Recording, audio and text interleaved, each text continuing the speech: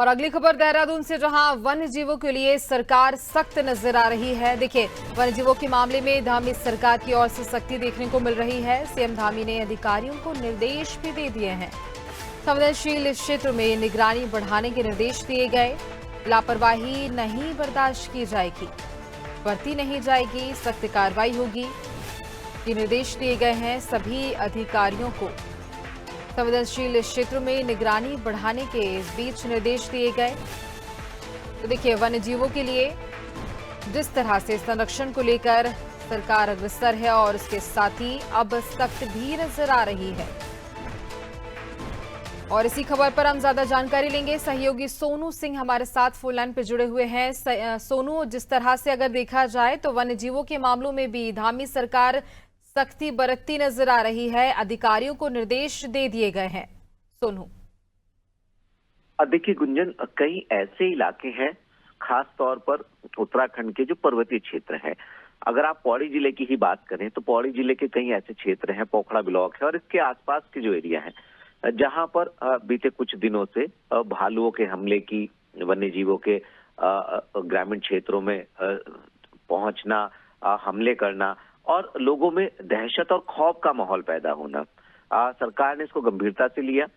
अब सरकार के मुखिया ने स्वयं अधिकारियों को साफ साफ दो टूक दिशा निर्देश दिए हैं कि जिन क्षेत्रों में आवाजाही जो है वन्य जीवों की बढ़ रही है, मानव और वन्यजीव संघर्ष की घटनाएं जिन क्षेत्रों से सामने आ रही हैं, ऐसे संवेदनशील क्षेत्रों में निगरानी बढ़ाई जाए और अगर यहाँ पर कहीं पर कोई भी किसी भी स्तर की अगर लापरवाही विभागीय अधिकारियों के स्तर से होती है तो उसको सहन नहीं किया जाएगा, बर्दाश्त नहीं किया जाएगा। लिहाजा ऐसे में अधिकारियों को गंभीरता से कार्य करने होंगे, क्योंकि कई ऐसे इलाके हैं जैसे जैसे मौसम में परिवर्तन हम देख रहे हैं, ठंड का प्रकोप बढ़ रहा है पर्वतीय क्षेत्रों में और ऐसे में अब वन्य जीवों की रिहायशी इलाकों में खास तौर से ग्रामीण क्षेत्रों में आवाजाही बढ़ रही है और इससे लोग खौफ में जीने के लिए मजबूर हो रहे हैं। तो अभी अगर हम कुछ समय पहले की ही बात करें, पोखड़ा ब्लॉक की हम बात करें तो कुछ जो शिक्षा विभाग के अधिकारी कर्मचारी थे, उनके जो शेड्यूल्स थे उसको में भी बदलाव किया गया और कहीं ना कहीं जो स्कूली छात्र छात्राएं हैं वो भी दहशत में अध्ययन करते हैं, पठन पाठन करते हैं। तो इसको गंभीरता से लेते हुए सरकार के मुखिया ने अधिकारियों को साफ साफ दो टूक दिशा निर्देश दिए हैं और ये कहा है कि इसके प्रति आपको गंभीरता से कार्य करने होंगे और कहीं पर अगर कोई भी चुनौती या कोई परेशानी सामने आती है तो उसके समाधान के लिए संबंधित विभाग के मंत्री, मुख्य सचिव और स्वयं मुख्यमंत्री अवेलेबल हैं। अगर कहीं पर कोई भी अनुमोदन की आवश्यकता होती है तो उसको तत्काल स्वीकृत किया जाएगा। तो ऐसे में अब ये माना जा रहा है समय समय पर सरकार के स्तर से वन्य जीव और मानव संघर्ष की जो घटनाएं सामने आती हैं उनमें राहत के लिए धनराशि भी जारी की जाती है और जहां एक और सरकार वन्य जीवों के संरक्षण के प्रति गंभीर है तो वहीं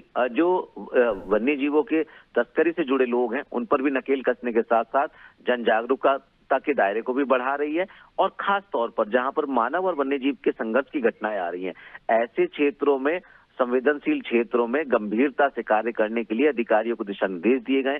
उम्मीद ये की जा रही है गुंजन के आने वाले समय में अधिकारी जो है गंभीरता से मॉनिटरिंग करेंगे, निगरानी करेंगे और ये जो घटनाओं का दायरा बढ़ रहा है इस पर विराम लग सकेगा। बिल्कुल, और इसी को लेकर के सख्ती देखने को मिल रही है। सोनू, आगे भी आपसे जानकारी लेंगे, आप बने रहिए हमारे साथ।